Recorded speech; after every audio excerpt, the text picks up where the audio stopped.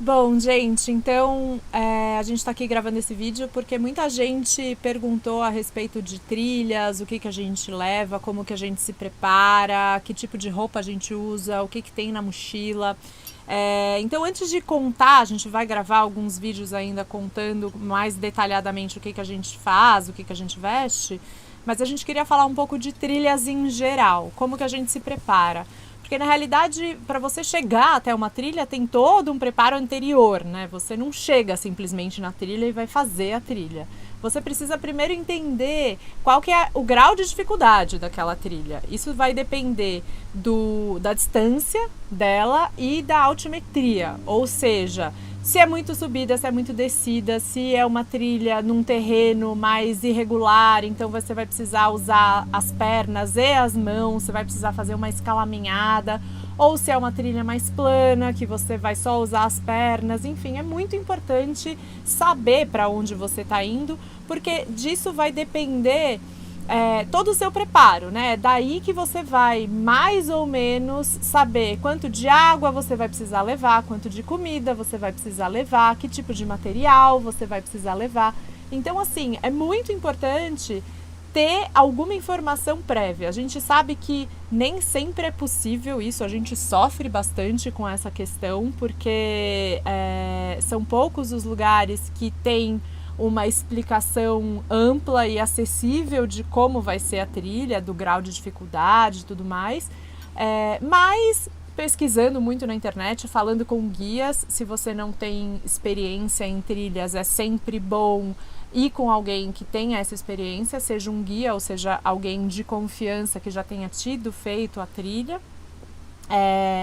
E para você não ter percalços negativos aí no meio do caminho.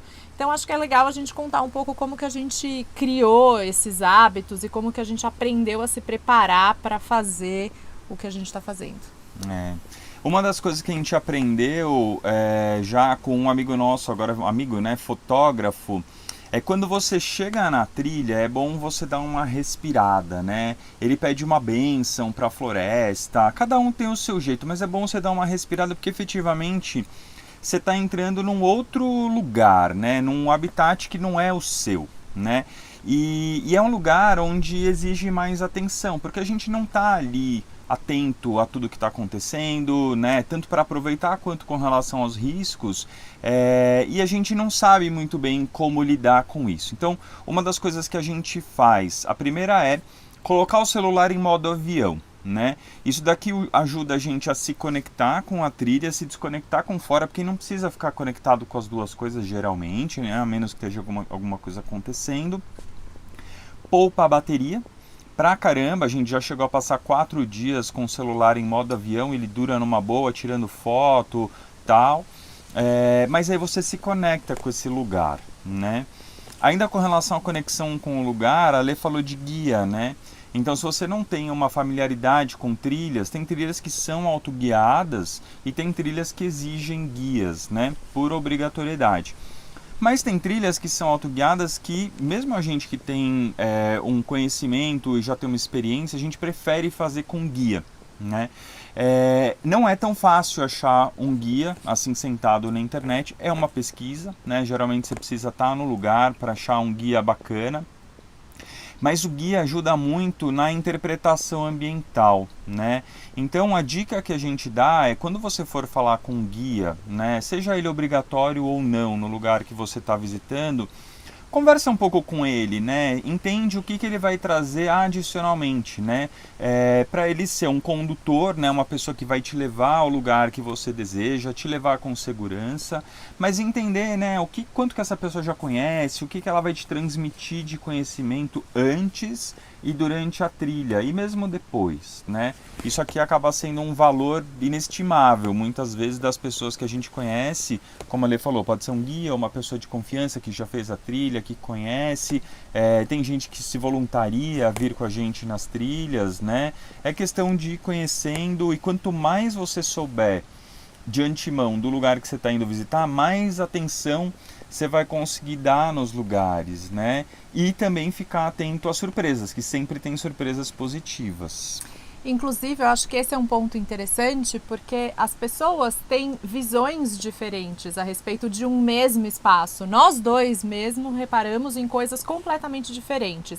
Vão ter guias ou condutores ou pessoas que já fizeram aquela trilha que têm uma visão mais cuidadosa, mais carinhosa para as plantas, porque pode ser um biólogo, um botânico que tem aquele conhecimento e vai passar por aquele espaço olhando especificamente para a vegetação e qual é a correlação entre elas. Tem pessoas que estão mais acostumadas com a questão esportiva, escalada, então vão escolher vias que são mais aventura, esse tipo de coisa. Tem pessoas que vão estar muito voltadas para os animais e que têm um olhar, que já estão ali com aquela visão, que sabem interpretar as pegadas, que sabem reconhecer os rastros dos bichos, que tipo de pelo, né, as fezes, qual que indica tudo aquilo. Então, assim, a gente está dando essa dica porque nem sempre um guia vai te proporcionar a mesma experiência, né? Do mesmo jeito que a gente faz uma trilha e que a gente tem experiências completamente diferentes, apesar de estar passando pelo mesmo lugar,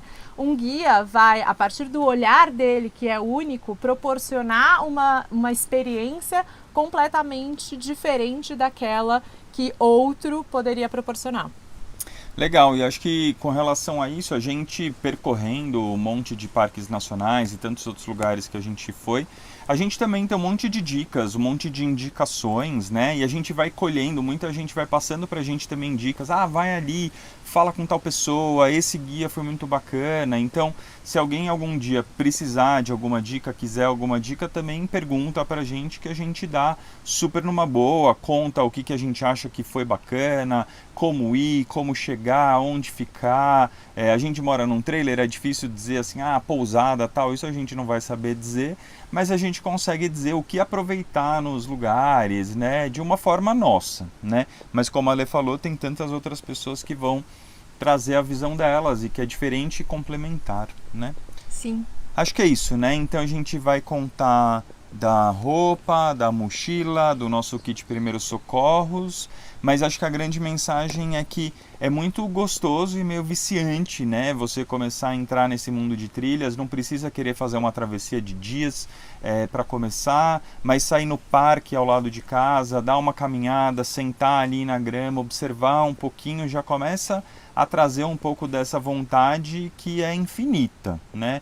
Não tem assim, já fiz todas as trilhas. Não, todo dia a gente se surpreende, mesmo voltando a lugares que a gente já foi, a gente se surpreende porque está diferente, porque a gente está diferente, tem um olhar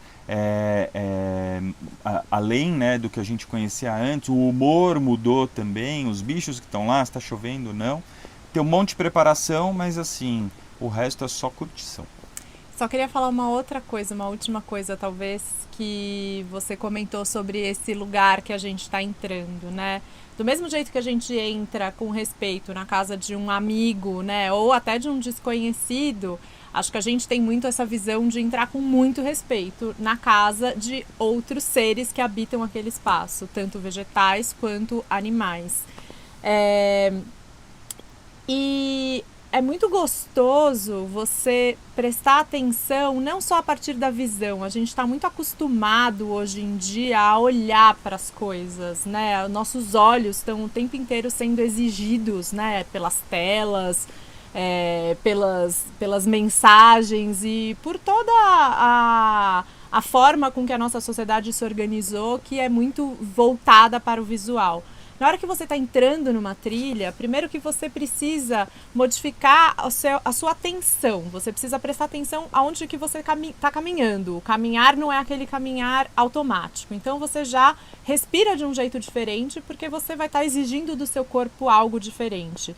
É muito gostoso em alguns lugares parar para escutar os sons da natureza. É muito diferente, é muito rico e sentir os cheiros, né? A memória olfativa é muito importante, é muito especial pra gente, né? A gente grava e tem afetos, né? Tem memórias afetivas muito ricas, muito antigas através dos cheiros. Então talvez se você sente um cheiro que você talvez lembre de uma cena da infância, enfim.